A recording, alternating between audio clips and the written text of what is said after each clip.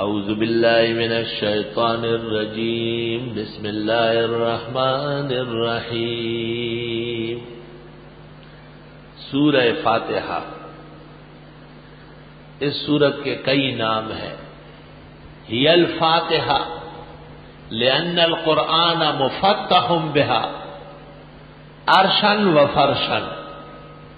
فاتحہ کو فاتحہ کیوں کہتے ہیں؟ قرآن اس سے شروع ہے، عرش میں بھی اور فرش پر بھی، اگرچہ نزول میں 5ویں نمبر پر ہے. فاتحہ لأنها تفتح تقرأ ابتداء على كل سورہ. افتتح ہر سورت کے پہلے فاتحہ پڑھنا. اور فقہائے حنفیہ کہتے ہیں اگر کسی نے پہلے سورت پڑھ لی پھر فاتحہ پڑھ بھی لی پھر بھی سجدہ سہو کرے گا. کیوں؟ اس کا پڑھنا بھی واجب ہے اور شروع میں پڑھنا ہے. دو واجب ہے، ایک پڑھنا ہے اور ایک ابتداءً پڑھنا ہے. لأنها فاتحة كل خیر وسعادہ.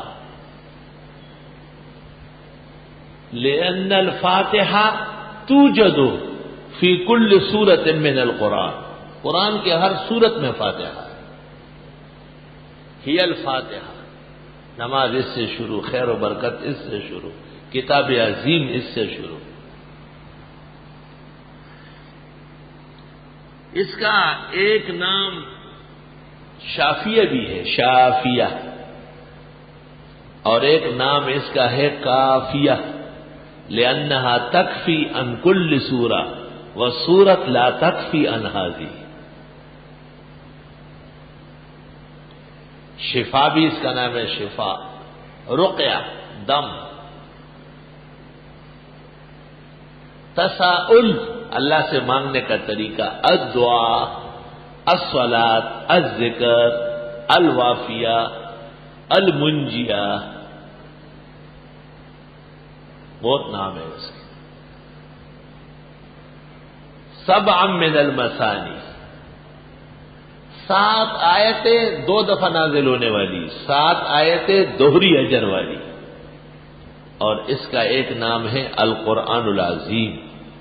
وَلَقَدْ آتَيْنَاكَ سَبْعًا مِنَ الْمَثَانِي وَالْقُرْآنَ الْعَظِيمَ. آپ نے فرمایا ہی الفاتحہ.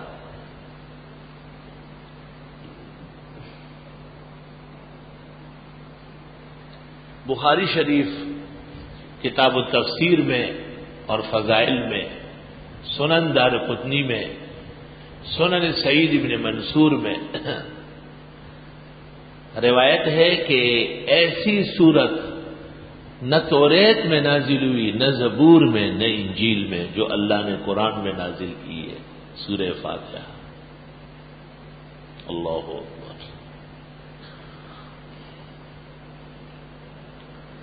ابو سعید کہتے ہیں کہ ہمارا قافلہ ایک جگہ جا کے رک گیا. قریب میں آبادی تھی. ہم نے ان سے طلب کیا کہ ہم مسافرین ہیں، لیکن انہوں نے کہا ہمارا رواج نہیں ہے مسافروں کو کھانا دینے کا. بعض لوگ بڑے سخت ہوتے ہیں. اچانک قبیلے کے سردار کو سانپ نے ڈسا. فسعوا له بكل شيء فما نفعهم. بہت کوشش کی لیکن کچھ فائدہ نہیں ہوا. بخاری شریف. فضل فاتحۃ الکتاب. قیل لهم، ان سے کہا گیا یہاں قریب میں سفید پوش آئے ہوئے ہیں، نبی آخر زمان کی امت کے، شاید ان کے پاس کوئی ہو. وہ لوگ آئے اور انہوں نے کہا ہمارے مرد سب غائب ہو گئے، سفر پر گئے، سردار کو سانپ نے ڈسا ہے. حل فیکم راق، ہے تم میں کوئی جھاڑ پھونک جاننے والا؟ ابو سعید خدری نے کہا بالکل میں دم جانتا ہوں، لیکن ہم اتنے دن یہاں ٹھہرے، تم نے ہماری مہمانی کا خیال نہیں رکھا. اب تب میں پڑھوں گا کہ تم ہمارے ساتھ فیصلہ کر لو، جب آپ کا آدمی ٹھیک ہو جائے کیا دو گے؟ فقطعوا له جعلا من الغنم، وَجَعَلُوا لَهُ قَطِيعًا مِّنَ الْغَنَمِ، بھیڑ بکریوں کا ایک ریوڑ پر فیصلہ ہو گیا۔ ابو سعید خدری 3 دن صبح و شام گئے دم کرنے کے لیے۔ لوگ آ جاتے دم کر رہا ہے، دم بچیا دے دم دانی خورین دوانی چوا دی خودی خزانے۔ اس کا دم کیا ہے؟ اگر میں کہتا ہوں عصر کے بعد آؤ، کہ جی ٹائم نہیں ہے، اور ٹائم نہیں ہے تو یہاں آ کے مجھ پہ احسان کرنے آئے، مجھے کیا ضرورت ہے؟ 3 دن صباحاً و مساء، اور ان کو امتحان میں ڈالنا ہو تو ان کو کہو کہ صبح آ جاؤ، ذرا کہہ تو دیکھو صبح آ جاؤ۔ پھر آپ سے پوچھیں گے کیا مطلب ہے؟ نہیں 11 بجے آ جاؤ، تو چھوٹے بچے جو ناظرہ پڑھتے ہیں نا اس کو بلا لو کہ بیٹے اس کو صبح سکھاؤ۔ یہ جو 42 سال کا نابالغ ہے اس کو صبح کا پتہ نہیں ہے، تو چھوٹا بچہ اس سے پوچھے بیٹے صبح کیا ہو گئے؟ تو صبح تو فجر کو کہتے، کہتے یہ کہتے 11 بجے۔ اے شرم و حیا کا ہے، تنخواہ تو بڑی ملتی ہے، شرم و حیا کہیں نہیں بکتی ہے کہ وہ ایک ماچس کے برابر خرید کے ان کے ساتھ لگا دیا جائے۔ یہ سو کر 9 بجے اٹھتے ہیں، اٹھ کر ڈانٹ پڑتے ہیں۔ توبہ توبہ، دم بہت مشکل کام ہے، دم کوئی آسان کام نہیں۔ دم وہ کرے جو خود بھی سیر ہو، کامل ہو۔ ناقص آدمی دم کرے گا تو نقصان پائے گا، اور خاص کر دیوانے کو دم کرتے وقت، نظر کو دم کرتے وقت، اور جنات کو دم کرتے وقت پہلے اپنے آپ کو تول لو، سر نہ ترد ضروریات بورے ایسے نہ چاہیے، ضروریات نہ غیب شی آسان کار نہیں ہے۔ چف چف دم نہیں ہے، دم کمال کے انتقال کو کہتے ہیں۔ عافیت اس میں ہے کہ آرام سے رہو بس، اور جب یہ کام کرنے ہوں تو پھر راتوں کو بھی اٹھا کرو، اللہ سے دعائیں مانگو، اور جو دعائیں احادیث مبارکہ میں ہیں، ابن سنی کے عمل الیوم واللیل میں، یا مجربات دیربی کبیر میں، یا حضرت اقدس امام الاسر مولانا انور شاہ صاحب کے بیاض میں، ان کو ذرا پختہ کر دیں۔ میرا مطلب یہ کہ اس کو کام سمجھے، پھر کچا کام نہ کریں، نقصان اٹھائیں گے آپ۔ یہ جتنے عاملین ہیں یہ زیر عتاب ہوتے ہیں، کیوں؟ خود عمل کمزور ہے تو دوسرے کو کیا دم کرنا ہے؟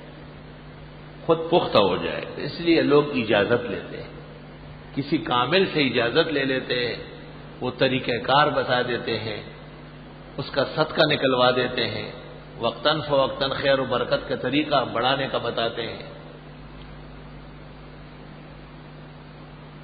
میں اپنے گھر سے اپنے استاد اور شیخ حضرت اقدس مولانا لطف اللہ صاحب رحمۃ اللہ علیہ سے پڑھنے جاتا تھا، تو ہمارا گھر بھی دریا کے کنارے ہے، اور حضرت صاحب کی جامع مسجد بھی دریا کے کنارے ہے، اور دریا کا راستہ بہت شارٹ تھا، بہت چھوٹا، 3 منٹ کا، بس ہمارے گھر سے نیچے اترو، 2-3 بیچ میں کھائیاں آ رہی ہے، ادھر حضرت کی مسجد ہے، اور گاؤں سے جو راستہ تھا وہ 1 گھنٹے کا تھا۔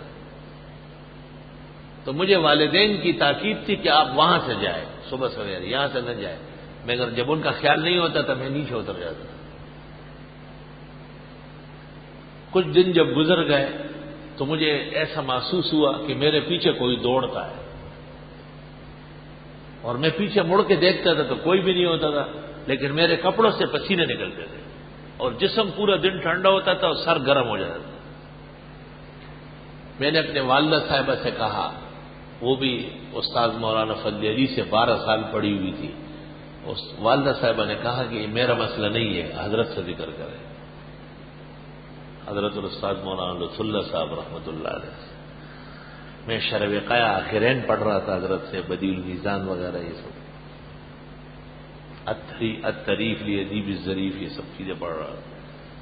تو جب بہت اچھا وقت میں نے دیکھا کہ حضرت خوب موڈ میں تھے اور کوئی اور نہیں تھا، حضرت تشریف فرما تھے، میں سبق پڑھ کے فارغ ہو کے بیٹھ گیا، تو میں نے حضرت سے عرض کیا کہ حضرت میں دریا کے کنارے صبح آتا ہوں اور مجھے ایسا لگتا ہے کہ قریب سے کوئی مجھے پکڑنے کے لیے دوڑ رہا ہے، اور خوف بہت زیادہ ہوتا ہے. پیچھے دیکھتا ہوں تو کوئی نہیں ہوتا ہے، لیکن سارا دن جسم ٹھنڈا ہوتا ہے اور سر میرا گرم ہوتا ہے. یار کاملین کا کیا کہنا ہے. بس یہ سنتے ہیں حضرت کا چہرہ انور سرخ ہو گیا، بالکل تک سرخ ہو گیا اسے نامک ہے تک سرخ، اور یکدم تیپائی کی طرف نیچے قرآن کو دیکھنے لگے، اور پھر سر اٹھایا اور فرمایا گھر سے نکلتے وقت آیت الکرسی ایک دفعہ پڑھ لے، اور پھر 3 دفعہ بسم اللہ الذی لا یضر مع اسمہ شیء فی الارض ولا فی السماء وهو السمیع العلیم پڑھ لے.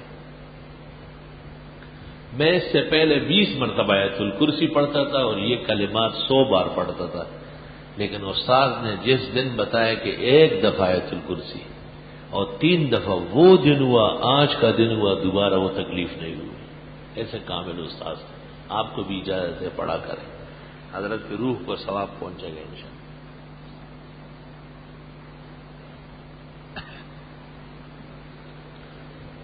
میں نے ایک دن حضرت سے پوچھا، ہمارے حضرت کو وظائف میں کمال حاصل تھا.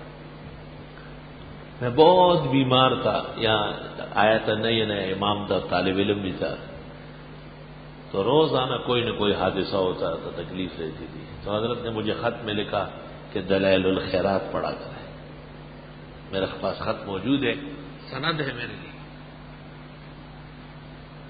میں نے کسی سے پوچھا کہ دلائل الخیرات کیسے پڑھتے ہیں، تو انہوں نے کہا اس کے لیے اجازت لینی ہوتی ہے. میں استاد مولانا مفتی ولی حسن صاحب کو جا کے بتایا، حضرت نے کچھ طریقہ بتا دیا پڑھنے کا، اور دن مقرر ہوا منگل کے دن زور کے بعد آنے کے لیے. منگل کے دن زور کے بعد میں چلا گیا خدمت میں، تو پوچھا کہ دلائل الخیرات کیوں پڑھنے لگے ہو.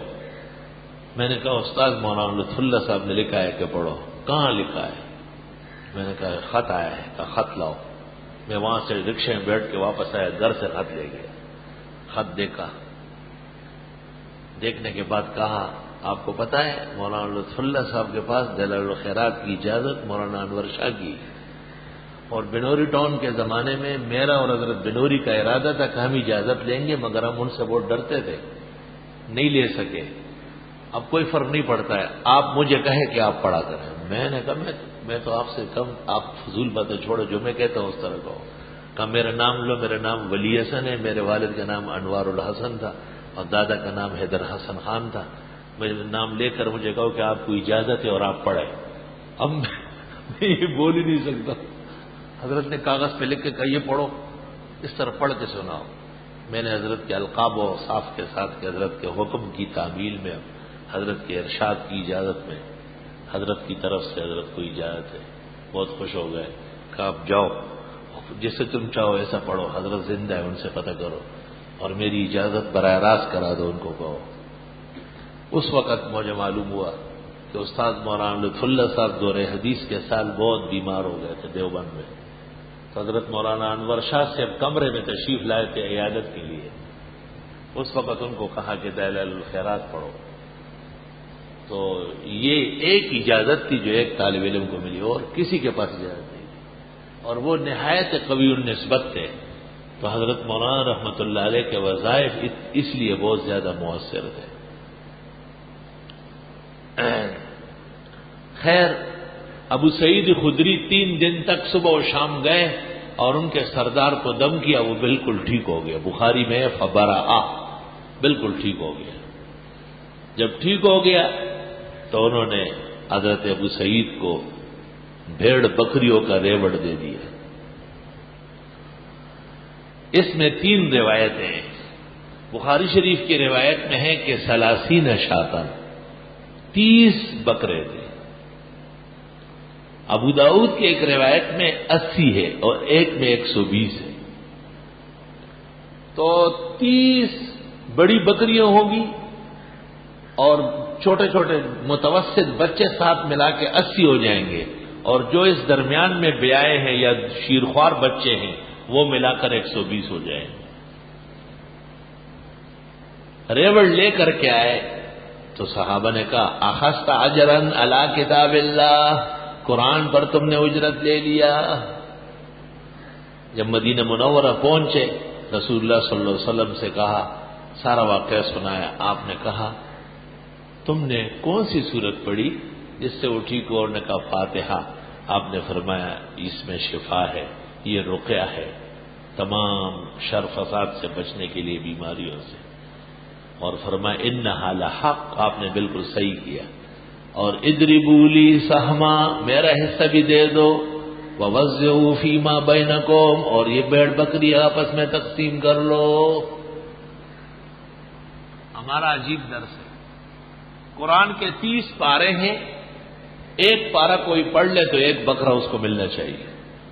سیٹھ صاحبان جو قرآن خوانیاں کراتے ہیں اور چنے والے لڈو کھلاتے ہیں، ان کو شرم کرنا چاہیے۔ ایک قرآن خوانی کے کم از کم 30,000، متوسط 80,000، اور رمضان کے حافظ صاحب کو 1,20,000۔ ہمارے قاری صاحب اکثر کہتے ہیں یہ کب ہوگا؟ میں نے کہا اضربوا لی سہما کب ہوگا، میرا حصہ کب ہوگا؟ آئی سمجھ لیچی دلالا وی نوڑائی دی عبداللہ وی دی مولیانا مقابلے سے کہوں ماں پیسے خالی دے دی، لیچی دلالا وی نوڑائی دی عبداللہ وی۔ اس سے پتہ چلا کہ یہ فتویٰ جو دیا گیا ہے کہ لینا دینا حرام گناہ سب خلاف شرع و خلاف سنت فتویٰ ہے، اس کی کوئی حقیقت نہیں۔ اصح فی الباب احادیث سے قرآن مجید کے بدلے میں بطور اعزاز اور شرف کے کچھ لینا دینا ثواب کا باعث ہے، اور وہ متعین بھی ہو گیا کہ اگر کوئی آپ سے پوچھے کہ آپ ہمارے گھر قرآن شریف پڑھے، ہم کیا پیش کریں، تو آپ کہے 30 طالب علم آئیں گے اور 30,000 روپے دے دیں۔ اس لیے کہ ایک ایسی بکری یا بکرا جو منڈی سے خرید کر احسن العلوم کٹنے تک پہنچتا ہو، 1000 کا تو ہونا، آج کل تو 3,000 اور 3,500 کا ہے، اگر 1000 سے کم ہونا تو اس کی موت ڈگی میں ہو جاتی ہے۔ ایک آدمی میرے پاس آیا کہ جی میں بکرا لایا ہوں صدقے کا، میں نے کہا اتار دو، کب وہ اترتا نہیں، میں نے کہا کیوں؟ کہ ڈیتھ ہو گئی اس کی، تو صدقہ ہو گیا نہیں، میں نے کہا مردار کا صدقہ ہو گیا، مردار کا۔ میں نے کہا کتنے کا ملا تھا؟ کہا زیادہ پیسے نہیں، 400 کا ملا تھا۔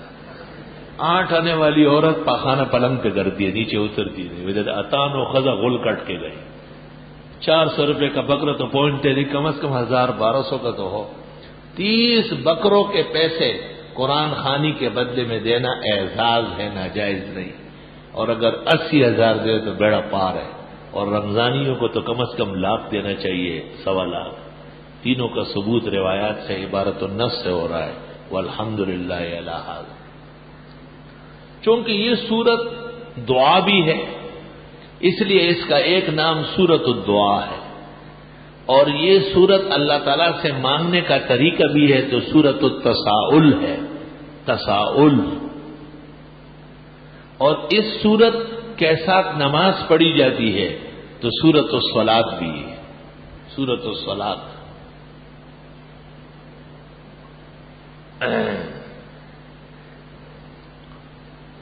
الحمدللہ رب العالمین الرحمن الرحیم مالک یوم الدین ایاک نعبد و ایاک نستعین اہدنا الصراط المستقیم صراط الذین انعمت علیہم غیر المغضوب علیہم ولا الضالین۔